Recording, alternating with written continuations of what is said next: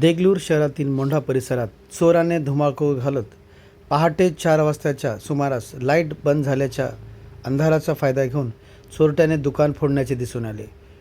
दमायगंगा छिद्रावर किराणा दुकान व Ganesh agro agency तसेच पांडुरंग श्री सेवा केंद्र मोंढा, बलभीम कामाजीराव चाकूरकर वरील 3 दुकाने चोरट्याने रात्री ठीक 4च्या सुमारास दुकानात फोडले. यावेळेस या ठिकाणी किती नुकसान झालं याचा अजून काही अंदाज आलेला नाही. तसेच आपण ह्या ठिकाणी पाहू शकता की कशा पद्धतीनं या ठिकाणी चोरट्याने धुमाकूळ घालत 4च्या सुमारास दुकानं फोडलेली आहेत. हा आहे मोंढा परिसर. कशा पद्धतीनं या ठिकाणी पहा की शटर जे आहेत त्यांनी उचकून या ठिकाणी चोरी केलेली आहे. हे पहा,